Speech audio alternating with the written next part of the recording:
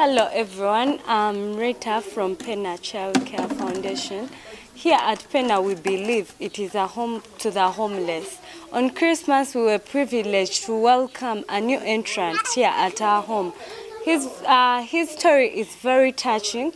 I personally heard it and I was touched, and I would love to share it with you. How are you? I'm fine. What is your name? Rugasha Brian. Rugasha Brian. Where were you born? I was born in Zambia.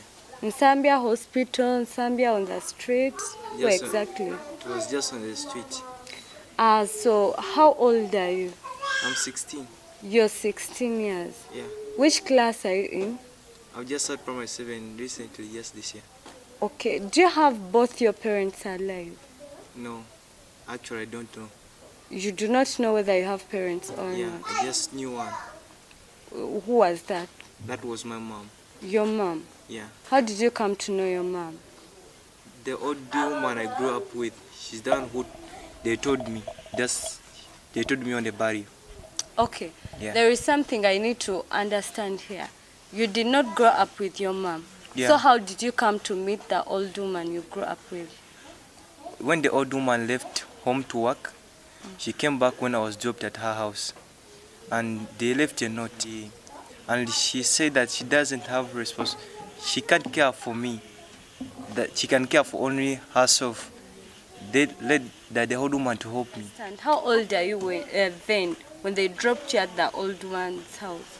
That was 7 months. 7 months old. Yeah. That is when they dropped you at her house. Yeah. And your mom was like, she cannot afford to take care of the two of you, but she can afford to take care of only herself. Yeah. So she just dumped you there. Yeah.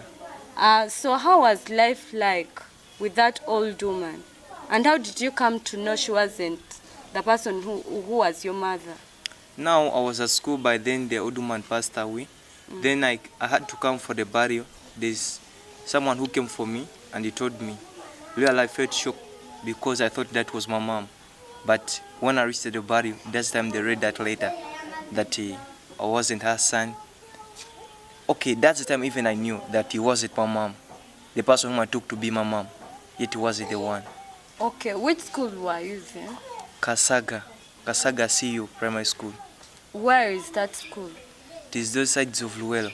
Luero side. Yeah. So meaning you and the old woman used to stay those ends not here in Kampala?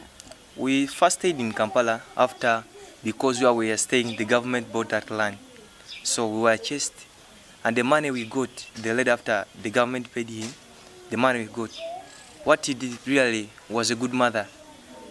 Because he got that money, half of it, and paid for me to the school.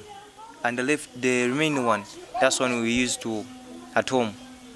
At home? Yeah. So that is the time you shifted from Kampala to Luero? Yeah. After burial, how was life like? Did you go back to school? Did you come to Kampala? Where did you go? Because by then we had not broke up for holidays, so I had to go back.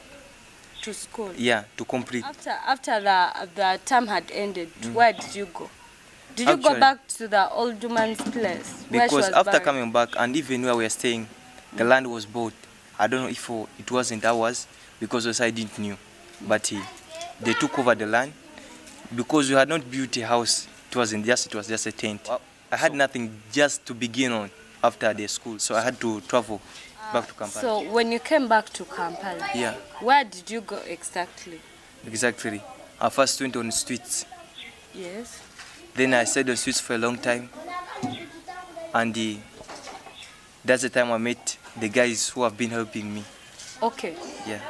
Before you met these guys, how was your life on streets? Life actually was not good. Because eating, you don't eat, bathing, such things like... Okay, would love to know, while on streets, where would you sleep? Actually, I did have a permanent place of sleeping, but just when night comes, anyway, it finds me. That's why I sleep. So how did you meet these people who got you off street and decided staying with them? I moved after for a long time. I started looking where I can get help, because my mission was just going back to school. That's what I wanted most. That was after. So I moved to the side of Katwe. I met some guys, and they allowed me. They allowed me to stay with that night. and they expected me to leave in the morning. But actually, when I wait, I talked with their elder. I told him that, okay, my life, my backgrounds, and it really allowed me to stay with them. Around Katwe, what jobs were you doing to earn a living? With those friends of mine I got, we could make charcoal stoves, and after I could go to buildings and I clean like that and get money for survival. In your P7 vacation? Yeah. How did you know about Pena Child Care? Okay, then when I was staying there, I met a friend called Titus. That is the one, because I used to tell my friends, where can I get people who can help me? Where can I be helped about going back to school? And Titus told me that there's a friend of his who had a white who used to pay for him school fees, but the guy doesn't want to go back to school. So when I heard that story and I said that, can you also help me?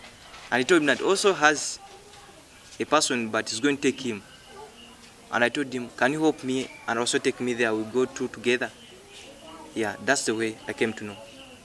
Okay, so the people watching would love to know, do you feel like going back to school? Really, yes. So in case someone is ready to pay for your school fees, are you ready to produce what you're expected to? Yeah, I'm ready. Okay, I think we've heard from Brian. You've heard his story. It's quite touching. And would love to help him, but we may not do it alone. We call upon people who have always stood with us, our beloved sponsors, the well-wishers of Pena Child Care Foundation. You can stand with us and we give Brian a bright future.